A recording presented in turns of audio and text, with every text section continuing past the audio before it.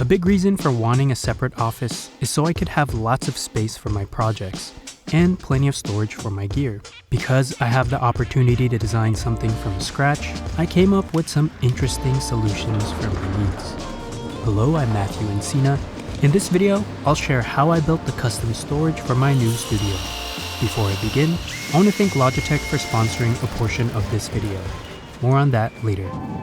This is another episode in my studio design series. Previously, I shared the vision and plans for my office, and now I'm beginning to build it out. This office is an old 1920s industrial building with a lot of character. With that comes some unusual spaces to work around. One area in particular are these nooks below the windows. The challenge is that the floor isn't level, the height and depth are inconsistent, and I have some electrical that I have to work around. My design for the storage is made up of a few parts, starting with 2 deep cabinets with sliding doors for my large gear, a shallow cabinet which is built around an existing pipe for small things. For office supplies and my coffee accessories, I'm making a waist-high cabinet with a worktop, and lastly, a hidden mobile camera gear cart.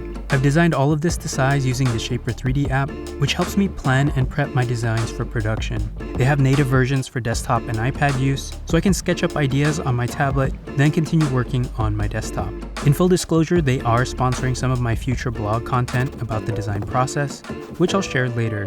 For now, you can check out the link to Shaper 3D in the description. Once I was happy with my design, I measured everything again. As the saying goes, measure twice, cut once. I'm glad I did because there were a few measurements I got wrong and I had to correct. It took me 2 weeks to finalize my plans, mostly because I was indecisive about the wood species I should use. But with your help, I settled on white oak, a medium value hardwood with beautiful grain patterns. With my measurements and materials locked in, I need to know how much lumber to buy. I use cutlassoptimizer.com, a simple website that allows you to enter your raw materials and the dimensions of your pieces, and it will calculate the most efficient way to break down full sheets, preventing waste. A few tips here. Under options, make sure to include the blade thickness, most are 1/8 of an inch, which is material loss whenever you make a cut. Make sure to name your materials and pieces to make it easier to reference in the diagrams Cutlass optimizers will create. And if you care about the grain direction of your material, you can assign that per piece for the calculations to consider. In furniture making, it's common for the grain to go horizontal for large face pieces. Once you have everything input, hit calculate and Cutlass Optimizer will generate your cut list and diagrams, which will be your guide for breaking down materials. In my early DIY projects, I ordered full sheets of 4x8 materials, which I broke down into smaller pieces on my own. But to save time, I printed out my calculations from Cutlass Optimizer and gave them to my lumberyard to cut down for me and deliver to my office. For the most part, I had my pieces cut down to exact sizes because I was confident in my measurements and my shop's abilities. But there were a few pieces I had cut with excess because I knew I had to custom fit them once I saw them in place. I spent the next day organizing all my pieces into groups, labeling each part to make the build process manageable. The first thing to build was the base frame for my cabinets to sit on. Since my storage was much larger than conventional cabinet sizes, and because my floor was a little uneven, I want to make sure I have a base that was level and could support a lot of weight. So I purchased a few 2x4s to build my frames. They're inexpensive and sturdy to use, however, they do have some quirks. Since these 2x4s are meant for construction, they aren't beautiful and will always have a bit of twist or bowing. When purchasing them, it's a good idea to check them by looking down the line of the boards to try to pick the straightest ones, avoiding ones with too many cracks and knots. Knots are very tough to cut and drill through. We broke down the 2x4s using a miter saw and joined them with butt joints using 2 construction screws at each intersection.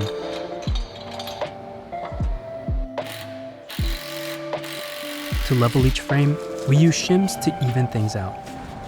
I'm grateful because my family helped me throughout this process, lending a hand, letting me borrow tools, and feeding me in between. Thanks all. With the base frames all built, it was time to move on to the cabinet carcasses, which are the main housing for the storage. I'll build them using all of the plywood I had cut down. To combine all the pieces together, I'm using pocket holes and screws, which are a form of joinery that's simple to implement and very strong. I'm using this jig and drill bit by Craig to quickly create my pocket holes, roughly 6 inches apart, doubling up on the ends. Then I drill these specialized pocket hole screws into the face of the second piece. A few tips here. Pocket holes aren't pretty to look at, so as much as possible, you want to hide these on the bottom of your carcass, inside, and in places that will be covered up. When you combine pieces, ensure you're drilling into the meat of the second piece and not towards the edge. Otherwise, you'll have a weak joint. Lastly, you can reinforce your joints with wood glue for maximum strength. But I'm not doing that here because I'm only leasing the office for a year, and I want to be able to break things down easily in the future. I'll leave a link in the description to a great video by The Honest Carpenter that explains pocket hole joinery in great detail if you want to learn more. I built each of the cabinet carcasses one at a time, working from the outside pieces in. Since I have to fit this into a non-uniform cavity, I know I'll have to make adjustments if I want it to fit perfectly. Sure enough, after dry fitting each of my large end pieces in, I found the middle cabinet was short by an inch because some of the walls pushed my carcasses further out than anticipated. So I recut a few pieces from my leftover offcuts to extend the shallow middle cabinet. Luckily, I gave myself an extra 2 inches on the ends to play with for situations like this. I'll cover up the end gap when I'm done. The next part of the build process is to create the tops and faces for these cabinets. The tops are made of 2 pieces of 3/4 inch plywood, combined together using dowels and wood glue, which I've shared my process on in previous videos. I'll link those for you in the description. For the large cabinets, the tops are only 6 3/4 inches deep with a 3.5 inch front. And on my small cabinets, since it'll be a surface for my coffee gear, it'll be deeper at 14 3/4 inches. Once all of the carcasses were in place, I realized that the tops wouldn't be tall enough to close the gap between the cabinets and this ledge visually, so I had to find a way to raise this all higher. I bought a 2x6 and cut it down to span the entire length of the large cabinets. My tops would screw into the 2x6, and the entire thing would be screwed onto my carcass tops.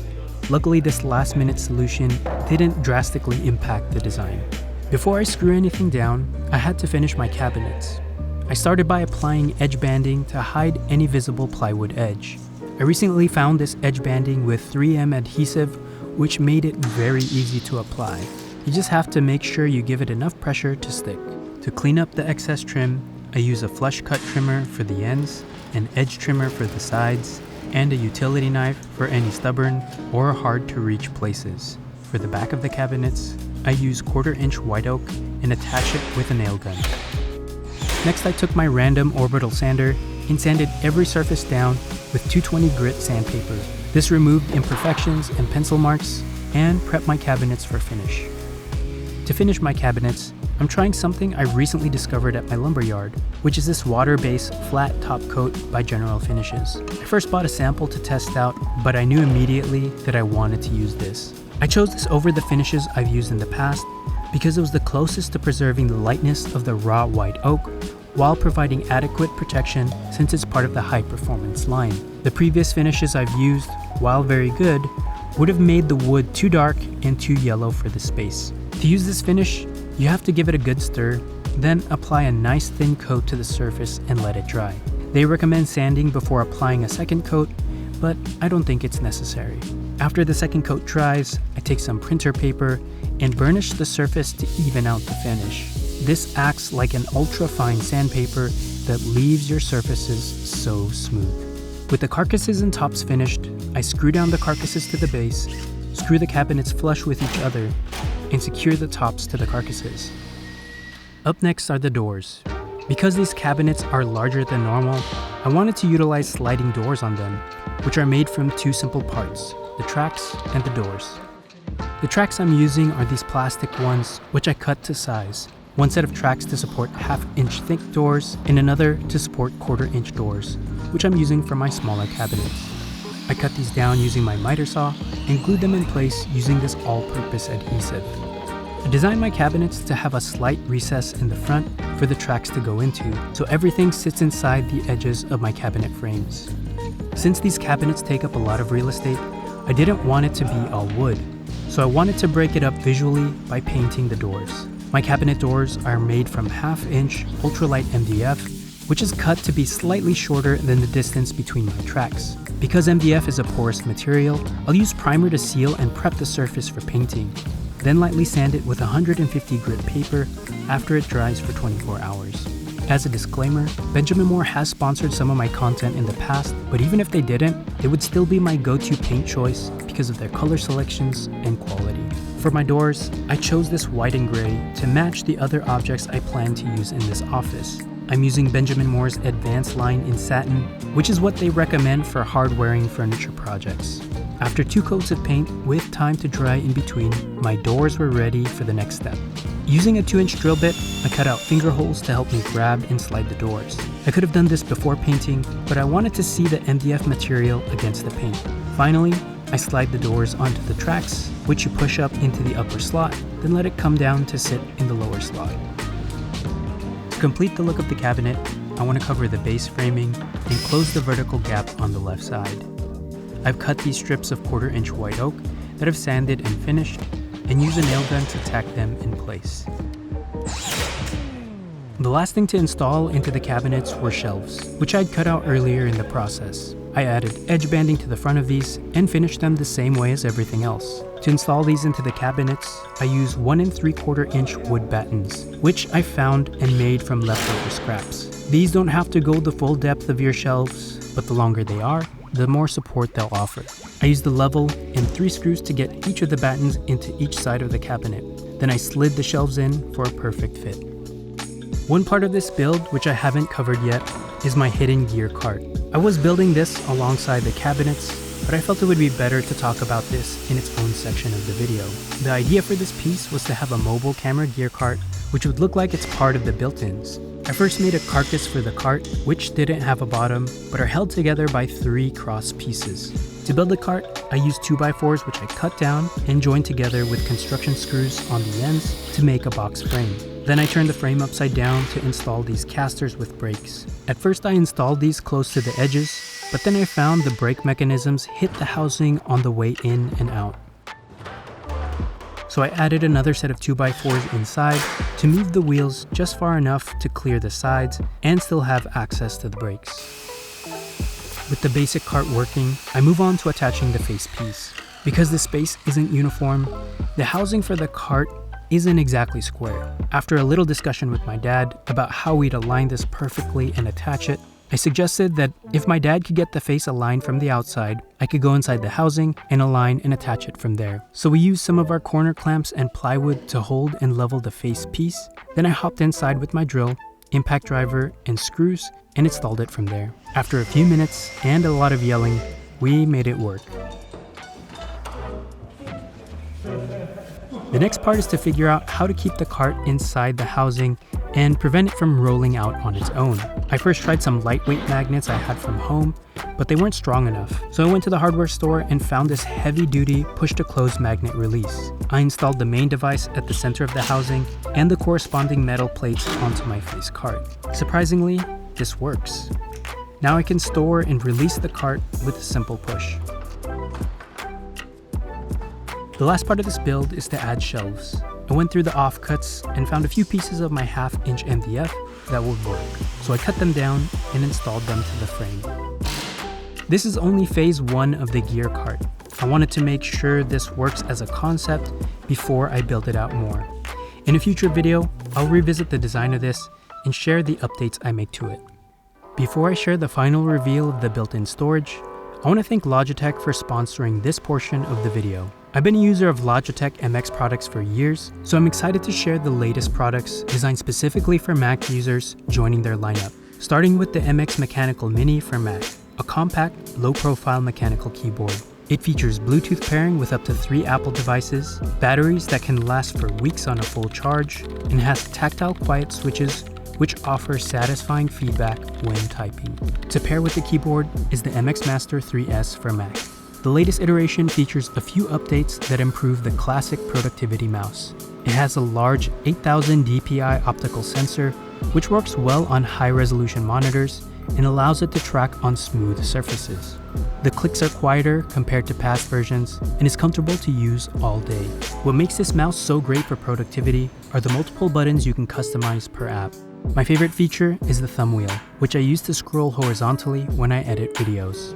The MX series for Mac is optimized for Apple devices. Whether in the office or on the go, these are made to perform well and look great in your setup.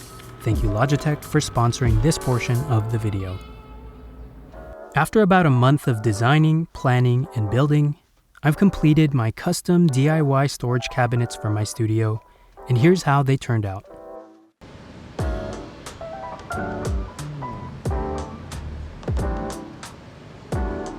There are a few finishing touches I've added to complete the build. In my shallow cabinet, I added a surge protector by cutting a hole and routing the cable through it. This way, I have a hidden power station here for my chargers. I used 3M command strips to mount everything. Next, I installed a pegboard from IKEA, which holds a bunch of my smaller pieces like adapters, cables, and mounts. I'll come back later to clean up the cable management. Next, I added LED lights that automatically turn on with motion. These help me see inside the cabinets when I'm looking for things. I like these because they stick with magnets and are rechargeable via USB. One piece of the setup which I didn't go over in much detail are these smaller cabinets which I created for my office supplies and coffee station. These were constructed the same way as the larger cabinets. The main differences are the use of the thinner 1/4-inch white oak door and track, open shelving for my coffee gear, and a larger 72 by 14 3/4-inch usable work surface. I'm so happy with how these turned out, and so far are working well for my intended use for them. Though these cabinets are far from perfect, as I'm not a professional. But because these aren't meant to be permanent built-ins, since I'm only leasing this space, I can live with the small mistakes. There's still plenty I have to organize, and more I'll build inside the cabinets in Gear Cart. But that'll come later as I'm still moving in my stuff. Up next in the studio design series, I'll be building my desk setup and further building out my office. Subscribe if you want to follow along. Check out the video's description where you'll find links to some of the items featured, as well as helpful resources.